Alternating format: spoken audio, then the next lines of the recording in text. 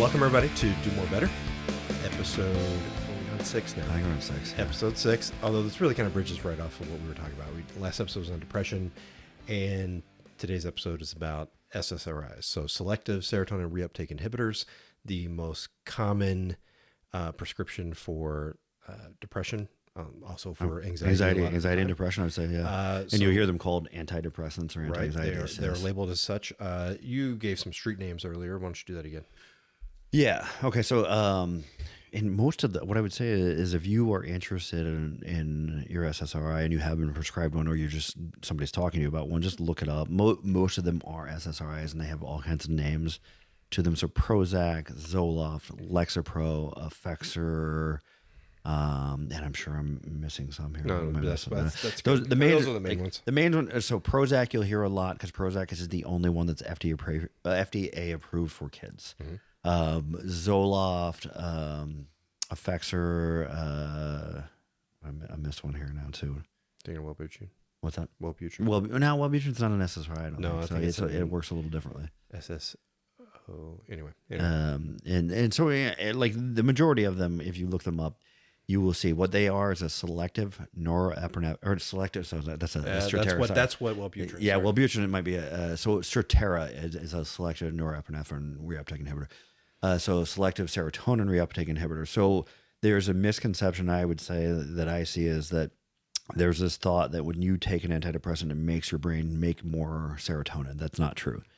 So what it does is you have these neurons that fire. So this is there's my diagram. Yeah, we'll probably put up a diagram. Yeah, so maybe we can put up a diagram. So you have these neurons that fire, and they're shooting information from one neuron through this gap, synaptic gap, to the other. And through research, neurologists have figured out that serotonin makes you happier, makes you feel better. Yeah. Yes. And so there's several of them that are really important. Norepinephrine, dopamine, serotonin. We'll just stick with those for now.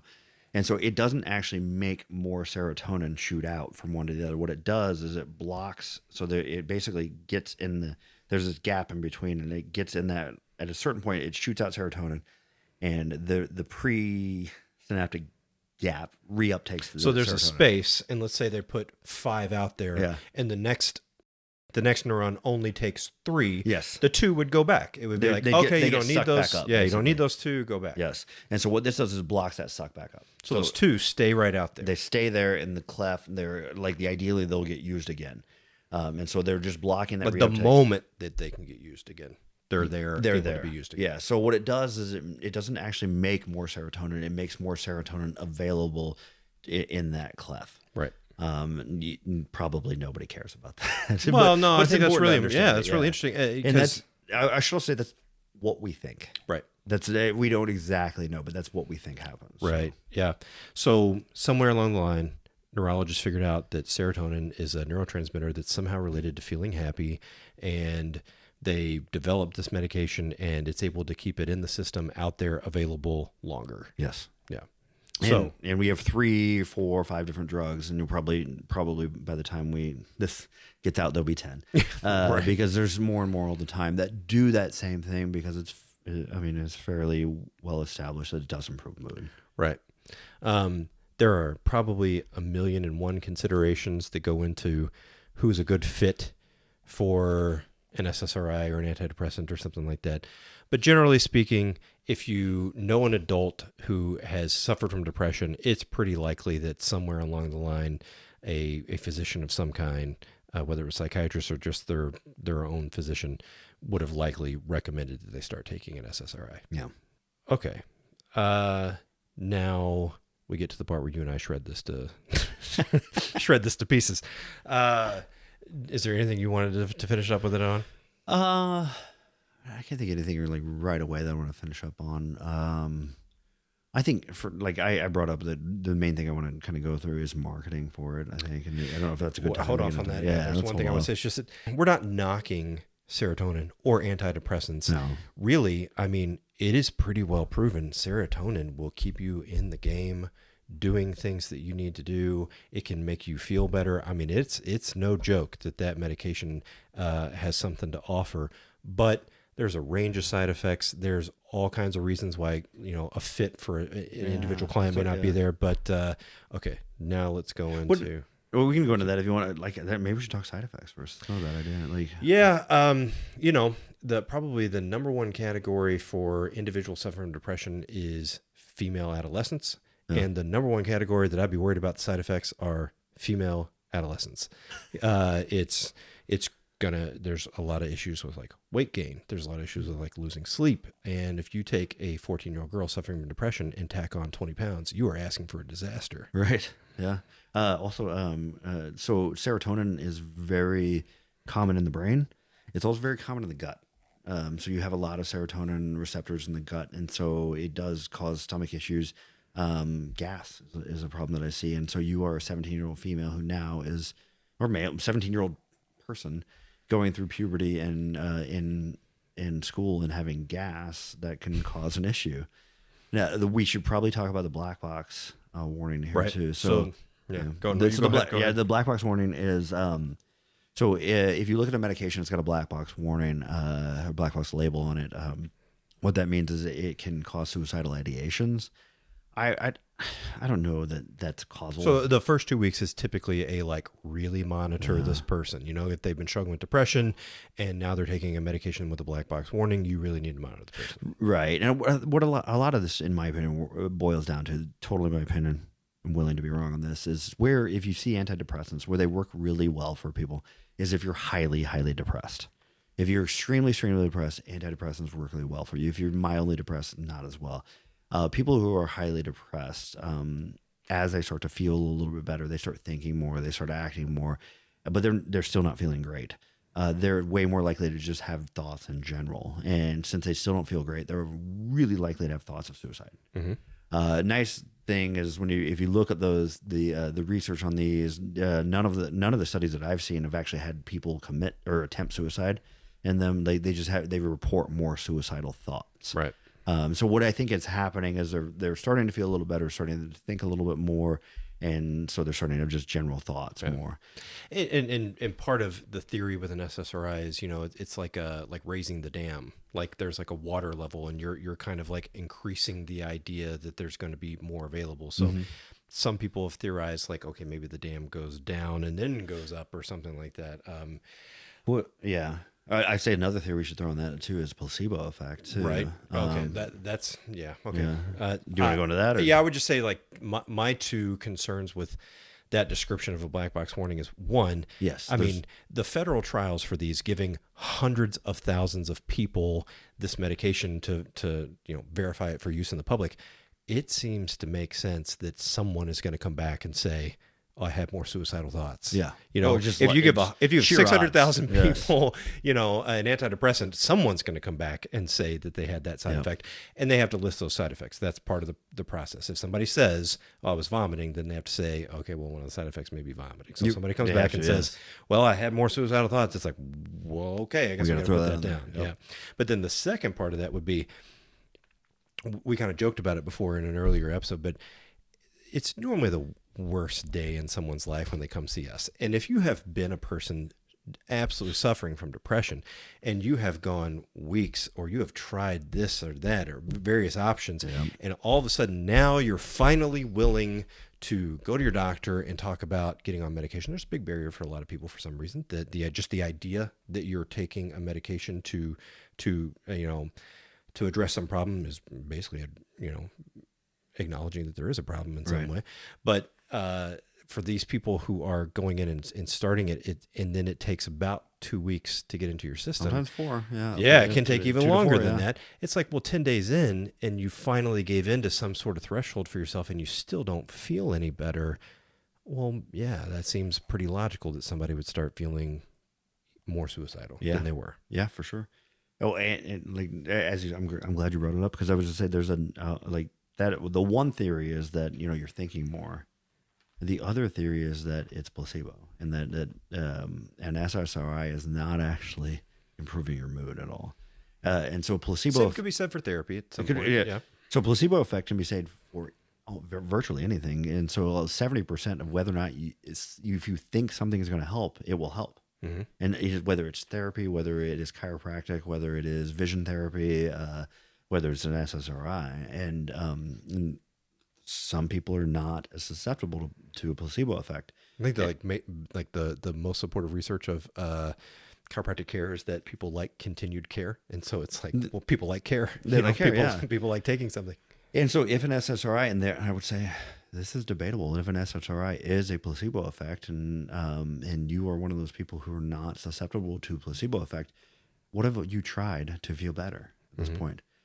And like you said, to finally come see a therapist, to finally see a psychiatrist, and to finally get on a medication, and 4 weeks into it, you don't feel better.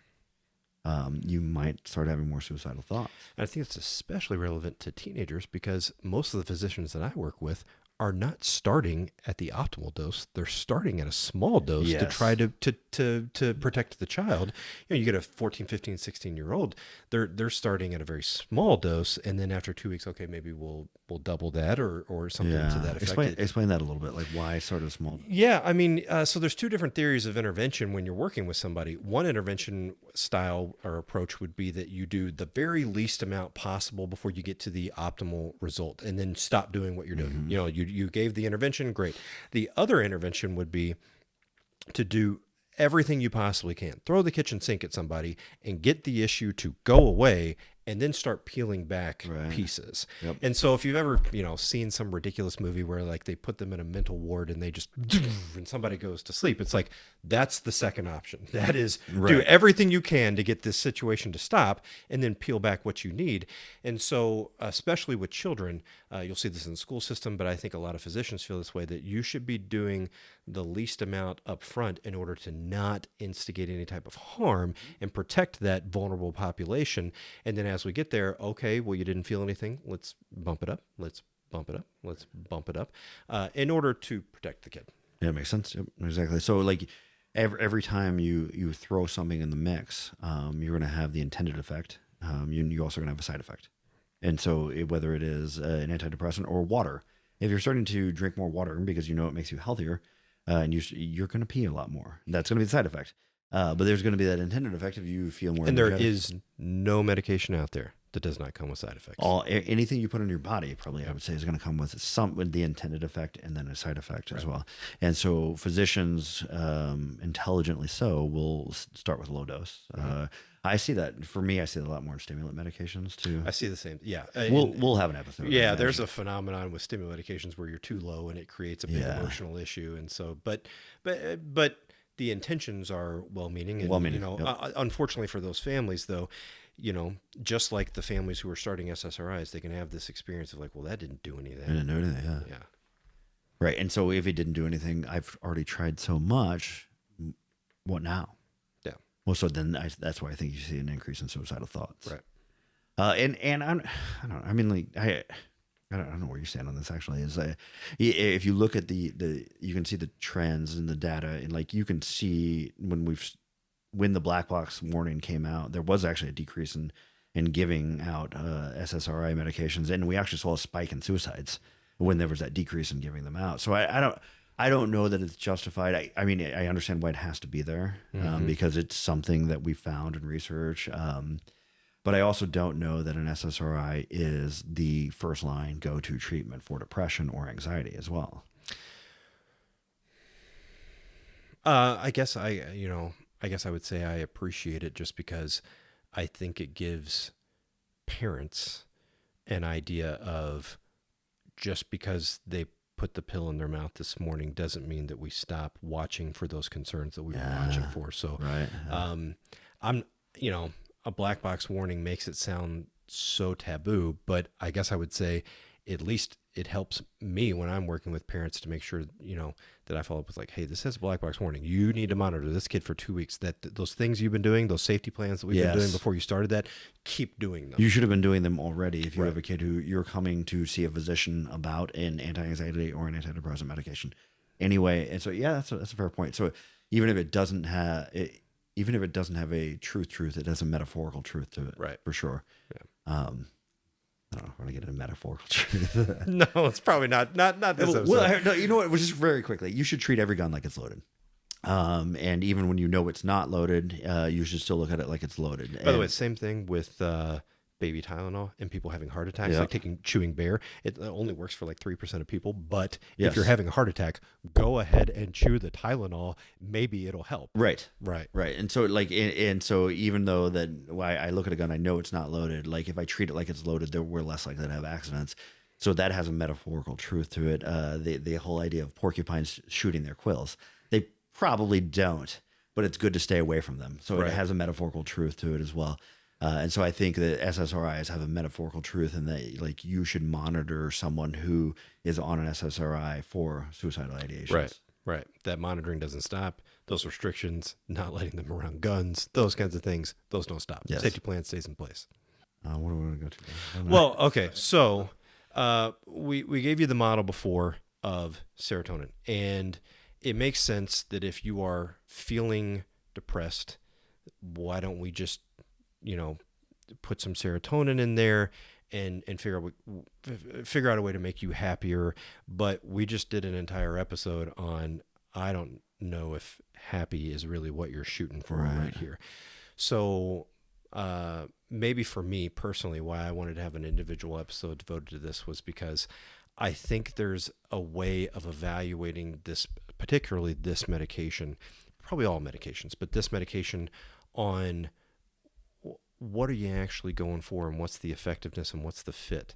So my personal shtick on SSRIs is, so we said that there was this gap, there's 5 in there, you use 3, don't use 2, so it goes back into the other cell, but the SSRIs keep it out there all the time where the moment that next neuron can take it in, it goes in there. Mm-hmm. So when I start talking to teenagers and families about SSRIs, what I say is, okay, an SSRI is, so for the general population thinking, well, I need somebody to feel happier. Okay, well, an SSRI and a medication, the way I really want you to look at it would be, if you came to me and you said, I get this feeling, I get this feeling in my stomach, and I feel really bad and feel really empty, and I have to do something about it. And I go, oh, what you're experiencing is a lack of cheeseburgers. So the moment you can, I want you to shove a cheeseburger down your throat, every opportunity. And you come back to me in 2 weeks, you're going to go, that thing, gone. Totally gone. Totally worked. Every time I had this like thing in my stomach, I just shoved a cheeseburger down my throat. My wife just started shoving cheeseburgers down my throat, and I don't feel it at all. I don't feel that at all anymore. Now maybe you're having a side effect. Maybe you're vomiting all the time because of how many cheeseburgers you're consuming. But you would tell me that thing gone. I don't have to worry about that anymore. But when we take a look at it outside of it, I would tell you, okay, well, just because you're hungry doesn't mean you ought to eat a cheeseburger. Sometimes when you're hungry, maybe eat a salad. Sometimes when you're hungry, maybe you don't eat anything at all. Yeah. Maybe some of these feelings, some of this sadness, some of this feeling of being, disengaged is probably pretty accurate. And given all the other recommendations we gave in the previous episode about behavioral activation, engaging with your life, taking your life back, maybe just because you feel hungry, just because you feel sad, doesn't mean you go shoving cheeseburgers down your throat. Now, if I'm working with a child and they're sitting in a classroom trying to do a math test, but they can't do the math test because they are starving so bad, we would all say, give the kid a cheeseburger so he can freaking focus on the test. Mm-hmm. So my take on it would be, any medication, but particularly SSRIs, would come down to, what does it occasion? What does it make happen for you that you need to do? If taking those cheeseburgers helps you focus on your math test so you can engage with math, I would say we are treating depression really great. If taking the cheeseburgers and you're like, well, I mean, I'm full now, I don't have to worry about that math test, I would say, okay, we're not doing what we ought to be doing. Yeah. So functionally, what is it doing? Right. Like taking a functional perspective on it. That makes sense. Yeah. Which actually, that kind of fits the way I've started to understand SSRIs anyway. I don't think that they are mood improvers or mood enhancers. I think they're openness to experience enhancers. And so if taken, But if you're not pursuing any experiences, right, and so that's like if taking SSRI increases openness to experience, you're more likely to do the things we're talking about, more likely to exercise, more likely to set goals for yourself, more likely to get to bed on time, more likely to get up on time, more likely to pursue that college degree, whatever, or like pursue the relationship with your father, whatever. I should call my father, or I should go hang out with my friends. And if that happens, then functionally it makes tons of sense. And one thing we didn't talk about is that the difference in marketing on them. But I don't know. I think what you just said is really important and should probably be talked about the most. Is that what is it functionally doing for you? Well, no, that probably ties into the marketing though. Like, go into that. Well, I mean, just so I think that one of the things that I get annoyed with about SSRIs is I hear, Prozac's really good for depression and Zoloft's really good for anxiety, and they're the same thing, really. They're and so what I think happened on that is Prozac had taken the market on depression, and most people who were depressed were taking Prozac, and it was working fine. And then we came out with another one. We came out with Zoloft, and it basically does the same thing. And so how do we sell it to people, and how do we get people to prescribe it? Well, it's because it works for something different. It works for anxiety, which if you meet somebody with depression, they usually have anxiety too. Comorbidity on depression and anxiety. Oh yeah, chicken and egg. They're both usually anxiety is the precursor to depression. So anxiety starts by avoidance of experience, and it gets reinforced that way. So you start avoiding and avoiding things that make you uncomfortable. When you avoid too much, you avoid your whole life. That's depression. And so what happened is I think Prozac was working well for depression, and so then we need to sell Zoloft to people. So let's sell it to people with anxiety. When really they basically do the same thing. But I think the important part is what you just brought up is what do they do for us? Right. What they do is they might make us more open to experience. It's not so simple as I feel depressed, so I must need an SSRI. I am hungry, so I must need a cheeseburger. Right. It is I feel depressed. There are options here, and an SSRI is one of those options, and it's effective for people, particularly if you have a family history of a depression, particularly if like everything in your life is going amazingly. You're exercising, you're getting to bed on time, you're waking up on time, you have a job that you enjoy, you have relationships that you enjoy, and you still feel depressed. Odds are an antidepressant is the thing you need to look into. Yep. Because the things that we would tell you, you're already doing. Right. Now, if you're not doing those things are not going well in your life. I would tell you that if you, have that funeral of the loved one that you care about, and then you take the SSRI and you're like, yeah, I didn't go to the funeral, I didn't feel bad about it at all. I would say, okay, we're doing the exact opposite of what that medication is supposed to be doing. Right. We're not trying to avoid sadness. We're not trying to eliminate negative emotions. We're trying to make sure that you can occasion the things you want to in your life, make happen what you want to make happen, which would, I'd say 9 times out of 10, probably be going to that funeral. Yeah.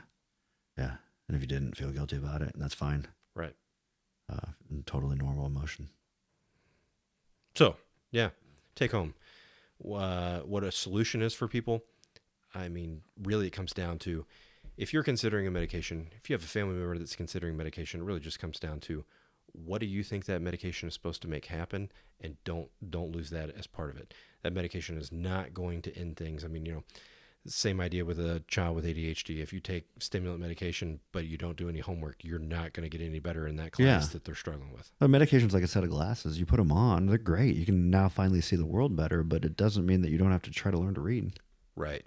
We still have to do the things that are going to make our lives better, and they definitely have a helpful part in it. And I don't think we're totally anti-medication. We're not pro-medication. No. We just think we should know what we're taking. Yeah, I think the hard part just comes down to people, probably rightly so, just listen to their physicians or listen to the professionals they go to. And what we're saying is there should be a conversation. And what is the point? And why are you wanting to take that medication? And what is it supposed to make happen for you? And I would tell you, if you're working with a physician and they're just like, oh, you're depressed, I'll give you an SSRI, I would say like, oh, that's bad. I personally think that's bad care. But if it's like, what are you trying to do here? And it's like, I want to read. It's like, let's get you a stimulant. Like, let's make that happen. Let's go after that. Cause I think often enough, you go to your doctor and you have the flu They just want to make sure you don't have the flu anymore. They don't really care about whatever you're going to do when you stop having the flu. Yeah. Right. You can go to a carpenter, they're going to find something wrong with it. They're going to find a nail to hit on, you know? Yeah. Go to a plumber, they're going to find something wrong with your pipes. You Yeah. know, you go to a physician, you're going to find something wrong with the medication or something wrong with your neurotransmitters. You go to a psychologist, they're probably going to find something wrong with your behavior or how you express your emotions. And it's not that we're right and they're wrong or anything like that. It's probably some combination of them. But there's, I guess, getting back to your cheeseburger analogy, there's lots of solutions here that we should consider. Yeah. Yeah. Thanks for listening. We'll see you guys next episode. Yep.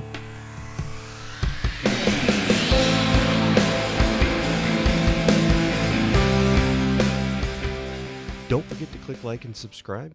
You can follow us on our Instagram at DMB Psychology for updates and to submit any comments or questions.